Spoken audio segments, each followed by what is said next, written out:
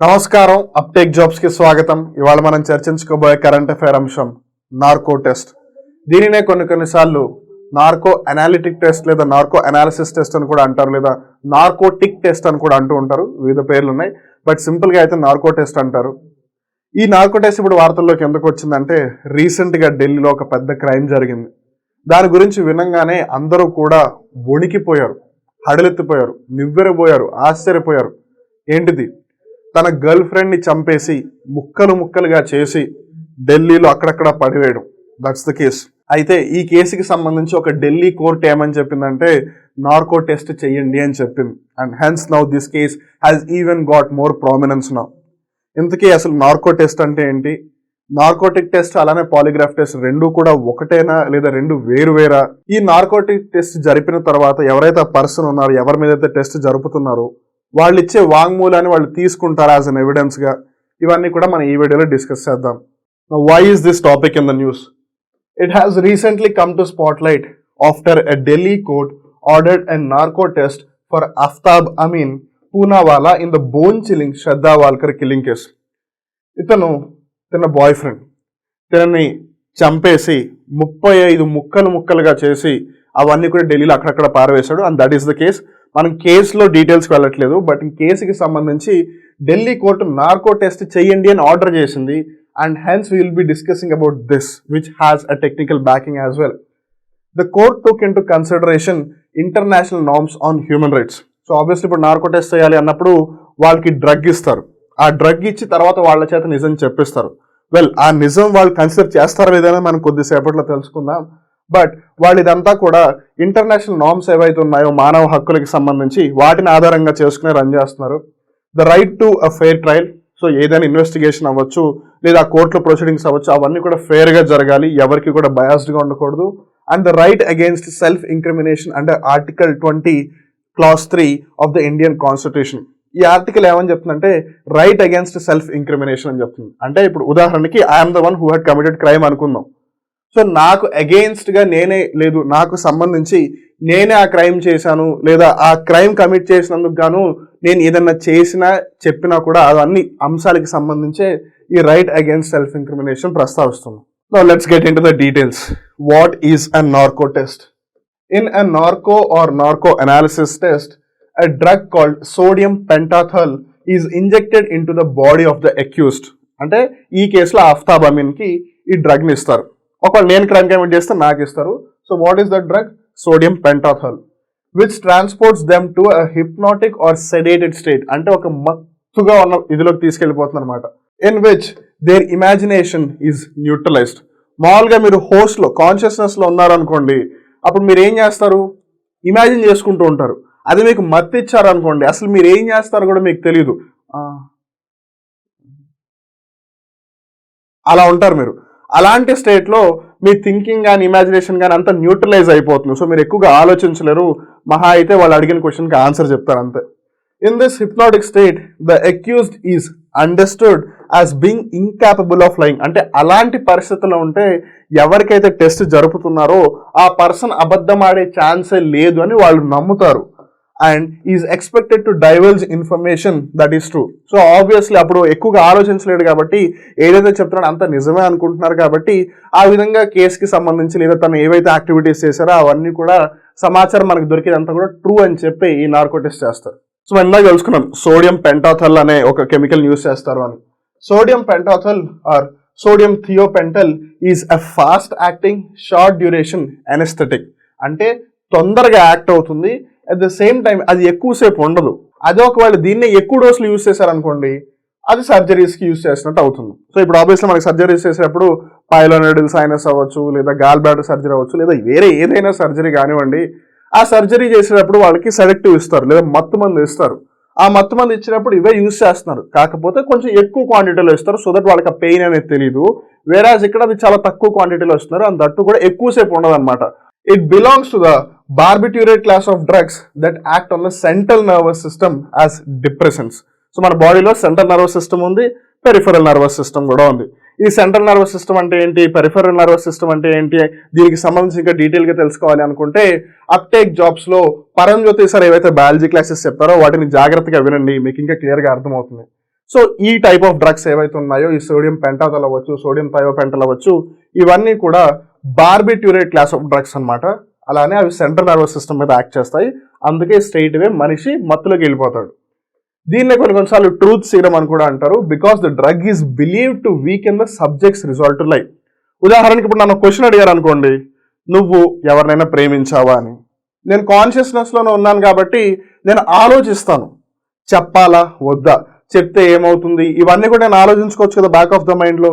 కానీ మీరు ఈ డ్రగ్ ఇచ్చినప్పుడు వాడు ఆల్రెడీ మత్తులో ఉన్నాడు అండ్ ఇమాజినేషన్ అనేది ఎక్కువగా పాసిబుల్ కాదు, మత్తులో ఉన్నారు కాబట్టి.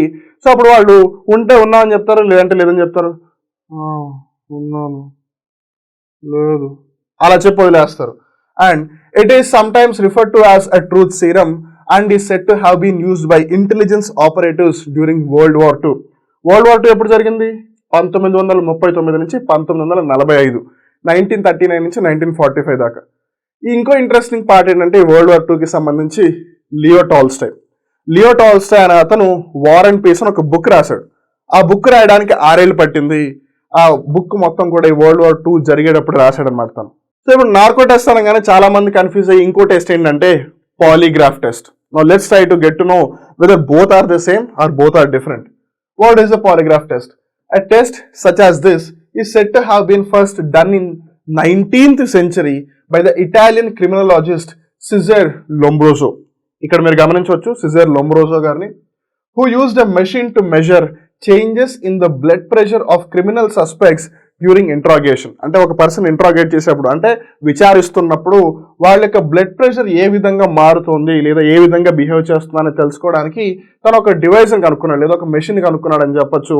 వాళ్ళ ద్వారా వాళ్ళు నిజం చెప్తున్నారా అబద్ధం చెప్తున్నారా అని తెలుసుకోవడానికి ఒక అవకాశం ఉండేది. And that is the polygraph test.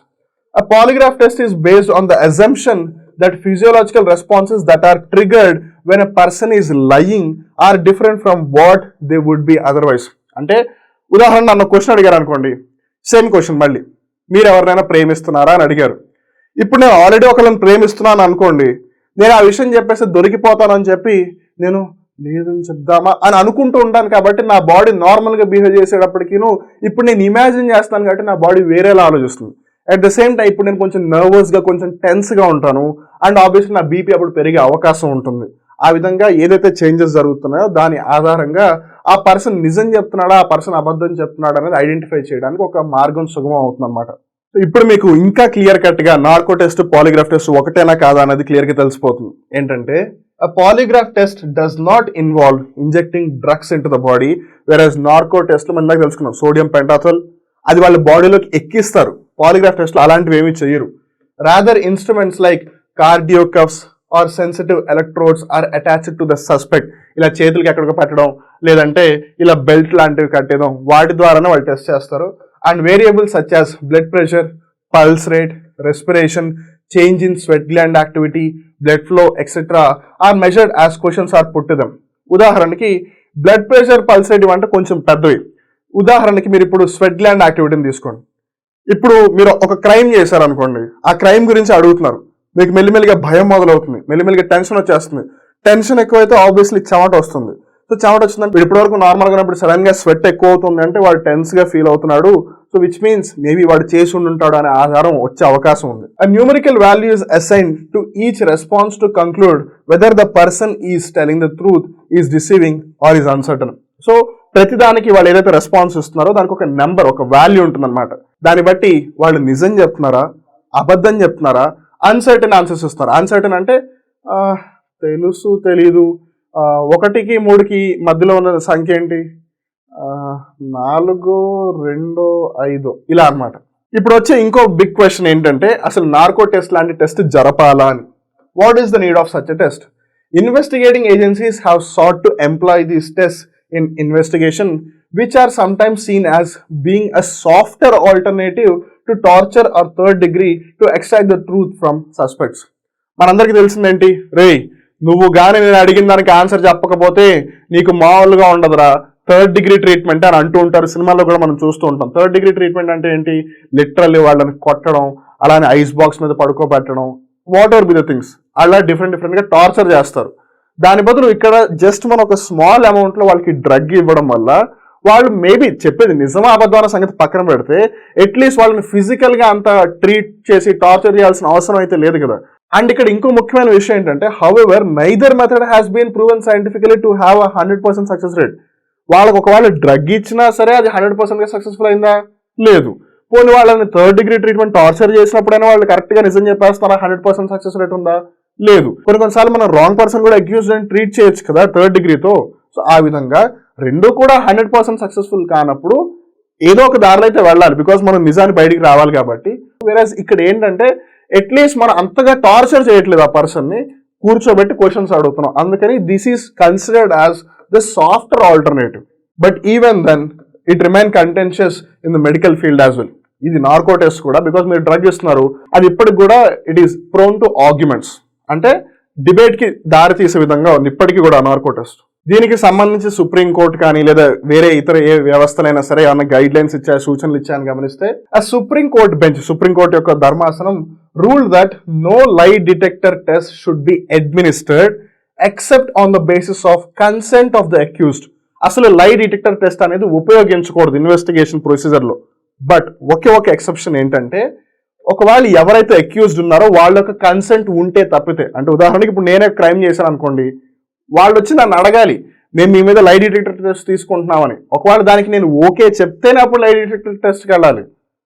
Guide lines for the administration of polygraph test on an accused.